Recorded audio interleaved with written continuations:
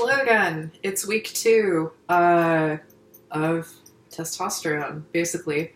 Also, I don't know if I actually showed you what the patch looks like last week, but here it is. Yay.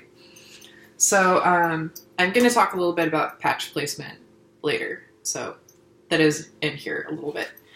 Anyway, I feel like the changes haven't really felt as drastic this past week, but there have been some, and actually like some that have been more or less like visible to my partner also, which is kind of neat. Things that I didn't notice until later on in the week. Also, sorry, I keep fidgeting with my hair. It's been really smoky outside because I live in California, and as you may or may not have heard, California is hella on fire right now in like a bunch of different places across the coast. It's real bad. The air quality in Beijing right now is better than the air quality here, and the air quality in Beijing is famously bad. So, it's real bad. I digress. So, the first change that I guess I wanted to mention is that my body appears to be kind of reconfiguring itself in like sort of body composition a little bit, which is kind of surprising because I was expecting that to happen later. But additionally, you know, I do weight train. Hello, little cat. You are very distracting. I do weight training, and so it is possible that my body is just doing recomposition to go along with that. Well, bye.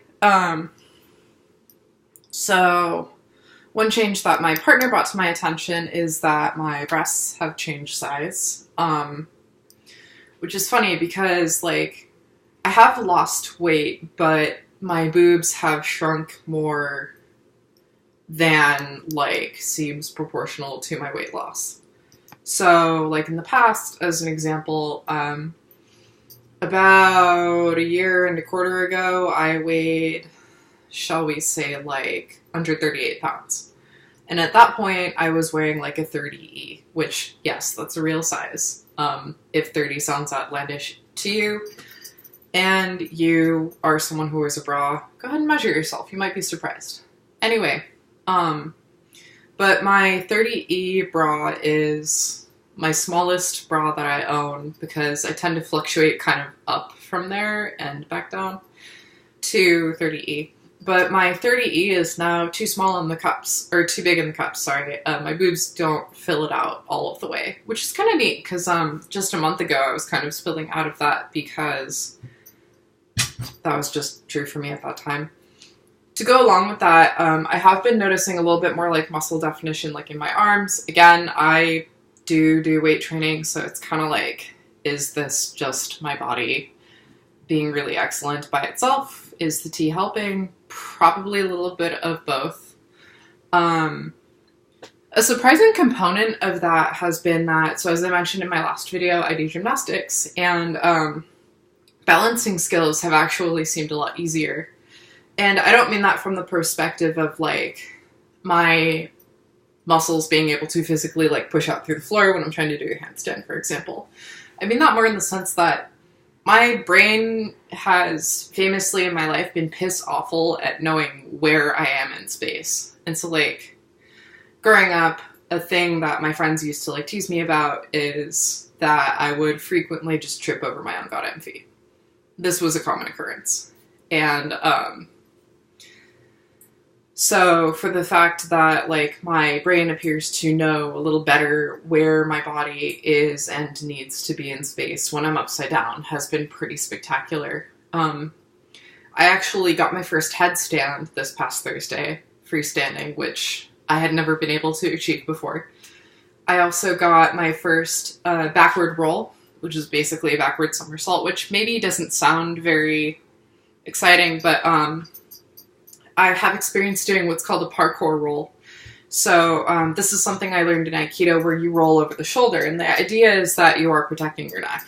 Unfortunately, in gymnastics, you are actually supposed to roll over your neck, and you're supposed to brace yourself with your hands, and this just eluded me forever and ever and ever. But on Thursday, again, I was able to get my first one, just kind of happened for me without giving it too much thought. And so, and some other stuff like I I use parallel bars sometimes for like inversions, and I was able to do those a lot more easily.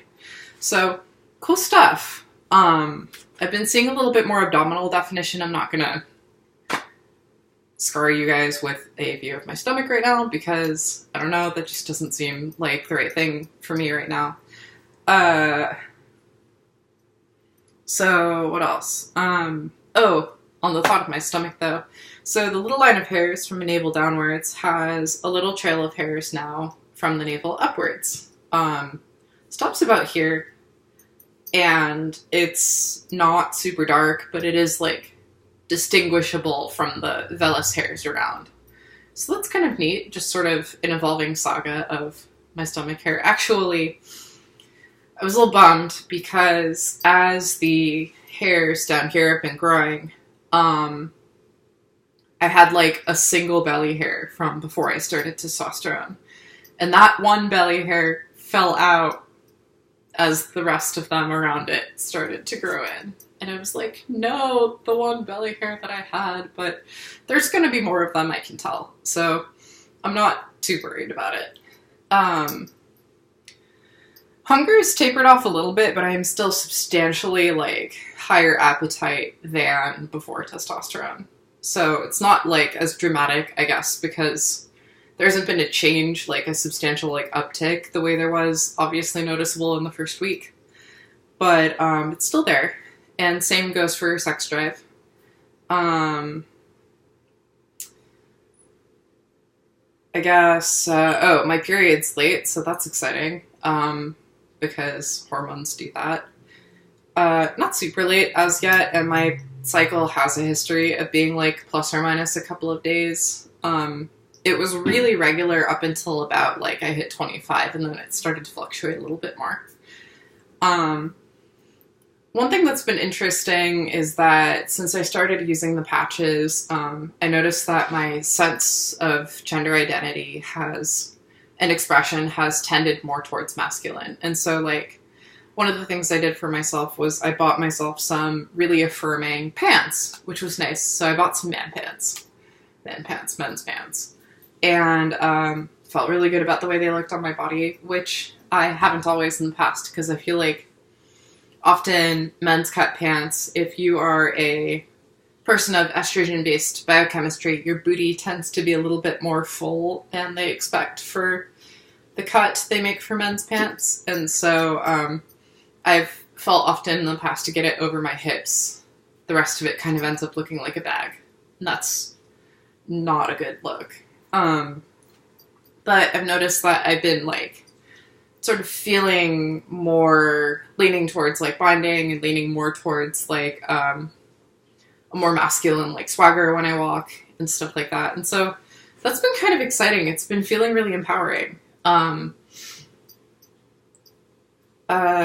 Since I started tea, I don't think I mentioned this in the other video, but the adorable little black and white cat I had earlier in this video has been like invasively snuggling me at night. She's been like ignoring my partner, who has been like her favorite parent from the time she was very small, and like invasively like burrowing into my stomach and like making little biscuits all in my body, and it's been really cute and kind of bizarre. So I don't know if I like smell funny to her or if it just sort of happened to coincide. On the thought of smelling different, I haven't noticed too much. I know that some folks have mentioned like their body odor changes significantly when they start tea, and that hasn't really happened for me yet. There was a period that my deodorant was just malfunctioning, and I realized it's because I'm so active. I was literally like sweating it off of my body. So I have started showering more frequently, so I'm like washing my body most days. Whereas before, if I'm honest, I would go honestly like 3 to 4 days at a time, which sounds a lot more gross than it was, because I just wasn't really smelly, except for my deodorant not sticking around. I've had some medication changes other than testosterone in the past couple of weeks, and so like when it comes to my mood, like in the first week I was feeling a lot of gender euphoria, And that's still pretty true, especially like when I notice little changes, when I like look at myself in the mirror, like when my partner says like, hey, your boobs are looking different, and I was wondering if it was just me. Like, and that stuff feels pretty good still, but I'm on a certain medication that has a 12-hour version and a 24-hour version. And it's relates to mood stabilization. And because I sometimes don't remember to take it at the appointed hour, because I'm supposed to take 2 in a day, my doctor thought it would be helpful to try the 24-hour version. Only, apparently, my body just doesn't really respond well to the release mechanism on the 24-hour. So I'm back on the original now, and I'm feeling a lot better about that, and I'm much better able to, like, focus and take care of myself, which is nice. But for a while there, it was kind of difficult. I have been having issues a little bit with sleep, like I'm waking up early. I hadn't really heard anything about like tea affecting sleep schedule too much, aside from like if you exercise, then you're more likely to be able to actually work your way through your workout without getting as tired. I haven't really noticed that to be like a shocking difference, or especially noticeable difference from like before testosterone for my own workouts, but you know, it's what I hear. But, so that has been a thing for me lately. And, as far as patch placement goes, so an important thing to know about patches for tea in particular, I know that, a friend of mine was asking about estrogen patches, and, I think technically it's estradiol is the chemical that's in them. And I have heard of those that they are like 2 in a week that you use. Well, this guy gets replaced every night. I'm supposed to do it about the same time, but as I mentioned, I'm not always great about being super consistent in the specific time that I reapply it. But there are some other concerns with the tea patches that go along with that. And so one of them is that there are a very select few places that you are advised to put them on your body. You're advised to avoid places that are especially bony. And so like slapping it right on your hip bone is apparently more susceptible to like being burned. You get a chemical burn, apparently, if the patch is irritating your skin. And so what they recommend is upper arms, belly about 3 fingers to the right of or left of the navel, and your upper legs, preferably towards the outside, apparently. And I have to assume that it has something to do with fat or muscle distribution, but I'm not totally sure. And the last place is you can put them on your back. So that gives you 2, 4, I guess 2 sides of your back, 6, 8 places to work with. According to the instructions, you're supposed to rotate your specific spot you've chosen for your patch. So choose a different spot every day and don't reuse the same spot within 7 days. And so these instructions are a little confusing for me because it's not clear to me, like, does that mean my whole arm is off limits for 7 days? Or does it mean that specific spot is off limits for 7 days? Because, like, you know, my arm is not the size of the patch. I can find multiple places on my arm to put it. And so I've kind of opted, because there are clearly some locations that are going to be more or less convenient than others, depending on what I'm doing. I've opted to go with the idea that as long as it's not, like, in exactly the same spot in the same place, then if you put it on your arm again within, like, 6 days, you're probably going to be fine. I think the primary concern is just, again, chemical burns. But the thing that also comes with that is that, do I have a ring on this shoulder? Yes, I do. So I don't know if you can really see. I have, yeah, it's hard to see, but I have this little smudgy, dark gray kind of line here. And that is from a patch that I applied a few days ago. And so the reason I show this to you is that the residue from the sticky shit on this patch is really obnoxious and hard to get off the body. And I know that some people have recommended like using like rubbing alcohol. Like I said in the last video, I have some rubbing alcohol swabs that I use, like the kind you would get in a first aid kit, just to help them stick, so that there's not a bunch of schmutz under them. But I haven't really found a good system for getting the residue off the body. So like I have a couple of really noticeable rings on my left outer leg right now that are kind of, I don't know. I don't think anyone's going to notice if I like go to the gym with them and they happen to be showing, but they annoy me personally in my heart and I would like them to go away. So anyone who has a suggestion, I'm all ears. I've tried the alcohol thing. I've tried using more soap. I have tried using like a loofah to scrub it off. No dices yet.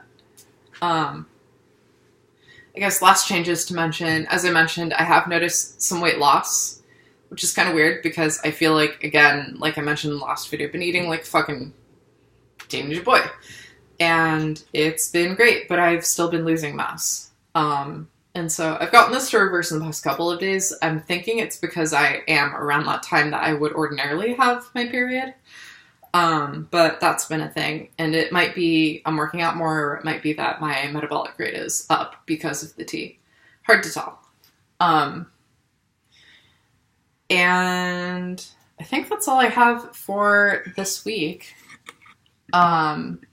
Just resetting my timer here. I got some yummy stuff in the oven happening. My partner claims, and I believe her, obviously, but she says that she hasn't noticed anything like substantial with my voice. Internally, it feels like I get a little bit more chest resonance at times, but I've also been like practicing to try and facilitate that. So, I don't think it's the hormones specifically. But that's about it. So, thanks again for watching this video. Feel free to share with your friends if you know anyone who's considering tea. One of the most common things I hear from folks who do HRT is that the most common regret is they wish they had started sooner. So I'll throw that out there, for folks who are like concerned about like unwanted effects and stuff like that. I couldn't be happier with what's going on for me. And as I said in my first video, I've just kind of been taking it day by day and noticing what I notice and just feeling pretty good. Like, subscribe, whatever. I know that I don't have a lot going on my channel right now, but hopefully that'll change soon. Until next time, toodles.